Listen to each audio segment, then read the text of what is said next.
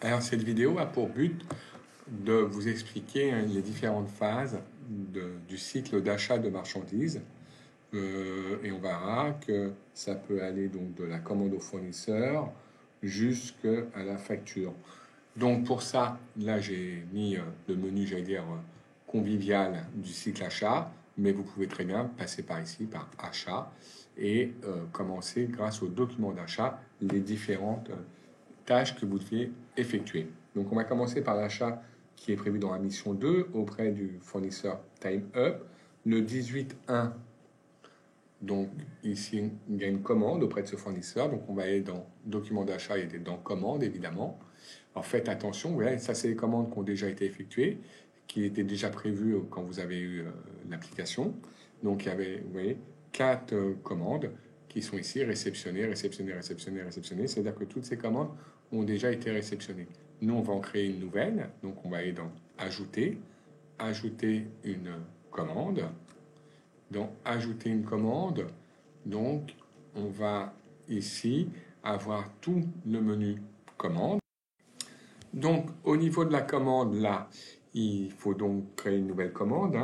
Donc, faites attention à la date. Par défaut, ils mettent toujours la date de jour. Donc, moi, par exemple, j'ai créé cette vidéo le 18-10-2021. Vous mettez la bonne date. Et pour vous, c'est le 18. C'est en 2021, mais c'est le 18 janvier. Donc, mettez bien la bonne date. Donc, ce sera le 18 janvier 2021. Vous mettez le code tiers. Donc, on fait une commande auprès du fournisseur TimeUp. Donc, on met TimeUp. Les informations concernant TimeUp apparaissent. Et là, on achète 30 montres APW4. Donc, ici, on va indiquer les 30 montres APW4. C'est celle-là. Et donc, on va indiquer ici la quantité 30. Voilà, le prix unitaire, c'est 190 €. C'est bien le prix unitaire auquel les montres sont proposées par le fournisseur TimeUp. Voilà. Donc là, il n'y a rien de particulier, c'est une commande, rien de particulier, donc on s'arrête à ça. Il n'y a qu'un seul produit qui est vendu, quoi qui est commandé. Donc voilà, on fait enregistrer. On pourrait fermer, je vais juste faire enregistrer. Enregistrer. Là, il me dit, ah, certains prix ont changé parce qu'en effet, ce prix d'achat, il peut être différent selon les fournisseurs. Surtout là, vous ne faites rien, vous ne notifiez rien, vous faites annuler ou vous fermez ici avec la croix. Voilà. On garde le prix de 190 €. Cette commande, qui est cette fois donc enregistrée, doit être transformée en bon de réception. Donc ici, vous avez la possibilité de transformer. Vous allez dans Transférer. Et là, vous transférez cette commande donc à la date qui vous convient. Là, c'est le 20 dans l'énoncé, le 20 2021, janvier 2021. Et vous la transformez, pas tout de suite en facture, parce que nous, on passe par un bon de réception. C'est-à-dire que la commande va être maintenant livrée par le fournisseur. Donc, nous, on la réceptionne. Et là, je fais lancer.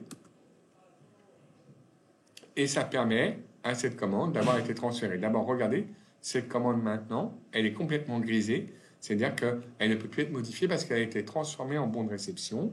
Je vais donc la fermer. Et quand je retourne maintenant sur les documents d'achat, vous allez voir que donc cette commande TimeUp qui est ici est maintenant réceptionnée. Et conclusion, on peut aller dans les documents maintenant, le bon de réception ici, et on va voir ce bon de réception, il est là. Et pour l'instant, vous voyez, les autres du logiciel qui étaient déjà prévus dans le logiciel ont été réceptionnés et facturés complètement. Là, il n'est pas encore facturé. Et la facture interviendra le 21-01-2021. Donc, je clique dessus, sur le bon de réception. Et ce bon de réception, maintenant qui est ici, je vais le transférer en facture, à la date de la facture, c'est-à-dire le 21 janvier 2021. En date de facture, je fais lancer. La facture va donc apparaître au 21 janvier. Le bon de réception, lui aussi, apparaît maintenant en grisé parce qu'il a été transformé en facture. Je le ferme.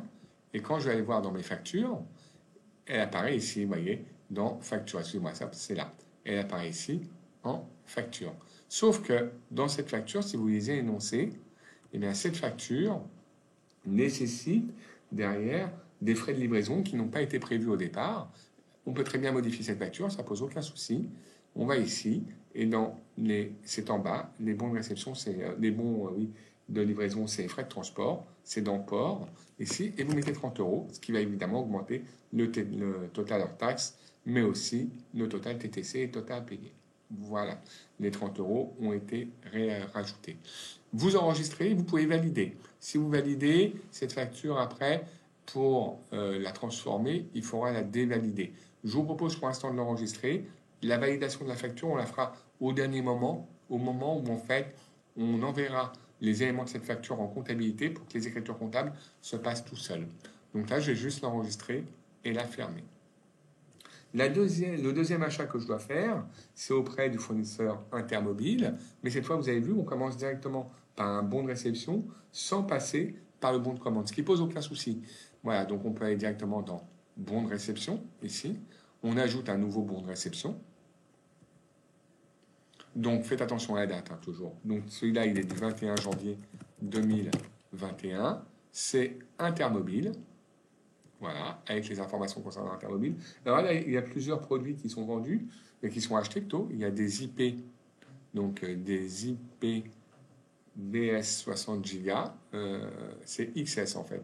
XS 64 Go. C'est cela. On en achète 30. On achète aussi dans la foulée des LE M10 32 Go. Donc on va aller voir ça. Les LE M10 32 Go. C'est cela. Et là, on en achète 10. Et en fait, on achète aussi des Xia Red 9. Et on en achète 10. Enfin, 10. Voilà. Là, on a le prix d'achat de ces produits et le montant TTC, le montant en taxe. Voilà. Derrière, on vous dit rien. Donc, on s'arrête à là au niveau du bon de réception. Il n'y a rien de particulier qui est dit. Donc, on l'enregistre. Voilà. On l'enregistre. Pas de souci. Ce bon de réception génère une facture qui est reçue le 22, donc le lendemain. Donc, je transfère ce bon de réception en facture en date du 22 janvier 2021. Voilà. Je lance.